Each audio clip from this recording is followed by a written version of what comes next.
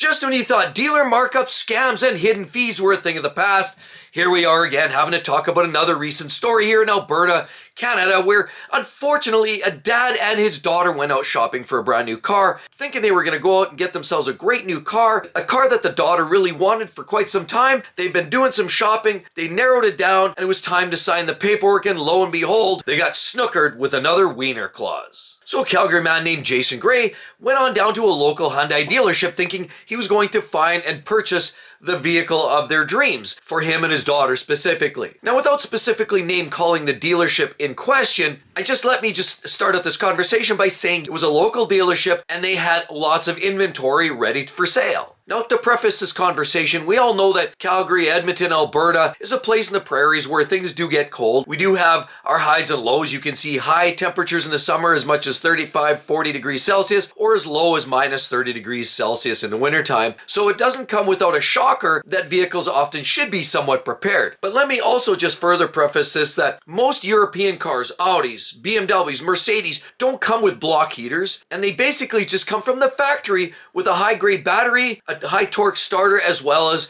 in synthetic oil that allows them to crank over in the wintertime. And most of those European cars are all aluminum engines. They don't need a block heater. They just need a good healthy battery, and zoom, away they go at minus 30. So once narrowing in on the vehicle of their choice, they came across a brand new 2024 Hyundai Elantra, and as well, it's the luxury edition. So they found a car that they actually wanted to buy. They were sitting down, dealing with the paperwork, and then the dealer literally told them, well, there's 2 upgrade charges here that you have to be aware of. They're mandatory. You can't opt out. So they're options, but they're not optional. So let me explain. One of the packages, the local dealer actually told them they had to pay it up or they couldn't drive the vehicle away, was the winter package. And we already explained that. Vehicles don't necessarily need a winter package, although it does help. But for anybody who lives in the cold Arctic North, they know that it definitely makes life easier in a vehicle.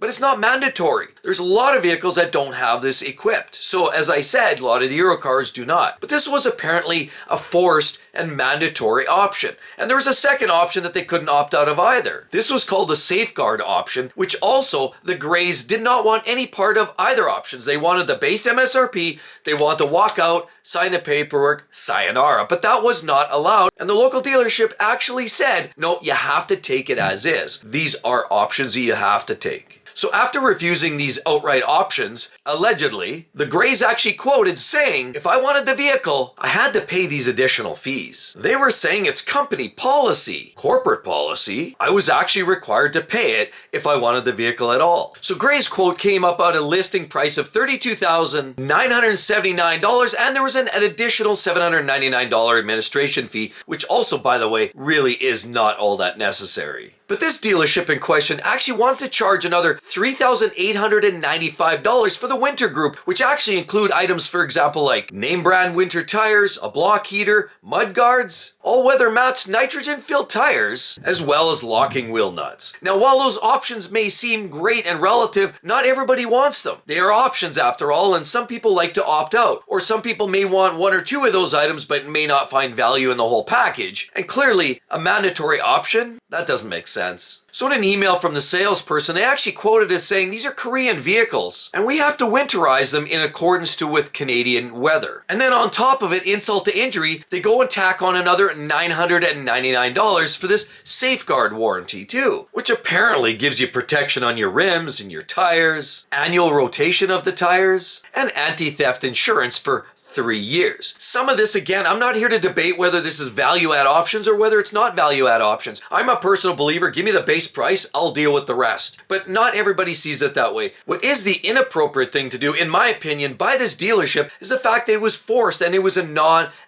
actual mandatory option, or you couldn't buy the vehicle as it was. So clearly these people were just getting hosed from top to bottom. And honestly, this is where consumers really need to be sharper and smarter. And clearly the Grays had it dialed in. They knew what they needed and they knew what they wanted. But this total, actually with all of the add-ons that were imposed on these folks, as well as the taxes, all in, this vehicle stickered at $39,766. Yeah, that's almost $40,000. That's right, from the base MSRP all the way up to final asking price, we're up about 18 or 19% add-on. That's absolutely ballistic and lunatic. Here we go again, the market keeps going round and around, and these dealers try to make short of hosing the customers again. After all this noise and smoke and mirrors became more public knowledge, all of a sudden the Greys received an email, a follow-up email that actually stated that the winter package was not actually mandatory, that it was entirely optional, and only the safeguard package was to be included in this, which was obviously $999. Now with that said, the Greys allegedly had recordings of conversations that implied that all the options were in fact mandatory, and then obviously there was a little bit of a retraction. So again, all I say is you have to be wary of some of these dealers and the extra and the add-ons. You need to understand the out-the-door price, OTDP, and make sure you read every single line item bit by bit, because these dealers are waiting to take a chomp out of your backside and they want a piece of your wallet. And now the local Alberta Regulatory Board was actually engaged on this conversation to actually understand if this was legal practice. So AMVIC, which actually regulates those buying and selling of automobiles within Alberta, actually claimed that no customer should ever be faced to take extra fees, options, features, equipment, or services that they do not request. It also added misrepresenting fees or failing to disclose additional fees can in fact be a contravention of the Consumer Protection Act and can result in various enforcement actions. But unfortunately, there's always a weasel clause, and AMVIC actually mentioned there is a caveat to that, and they say, in quotes, if a vehicle was not advertised at a specific price, businesses can charge the market rate and add extra fees, assuming the customer or the consumer is okay with that. And so then Hyundai Canada was engaged to comment on this conversation, and they quoted as saying that they're actually an independent source.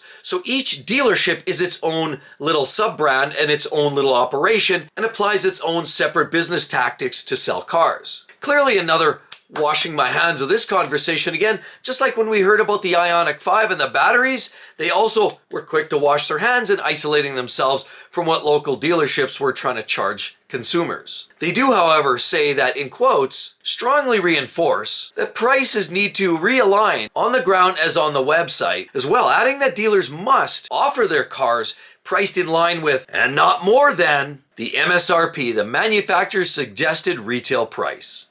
So in all of this, let this just be a message to you if you're out shopping that a lot of these dealers are always still looking to pull a quick and fast one. Now, while there's a lot of legitimate dealers out there, there's a lot of legitimate brands out there, clearly there's still some of these shady practices that are going on, forcing you into a corner, or maybe putting pressure on you. Maybe legally, no, they can't reinforce it or enforce that, but maybe there's a lot of pressure making you believe that you have to take some of these features. Regardless, suffice it to say, be willing to question every single line item on those. And my advice would be to the Greys, and I believe they actually stepped away and purchased a car from yet another dealer, is exactly my messaging. If you don't like what you're getting from that dealer, if you feel like you're getting hosed, be done with it. Walk away. My suggestion is, why even buy a Hyundai? In this case, clearly each dealership operates in their own way. I would maybe go to a different brand in the same price point.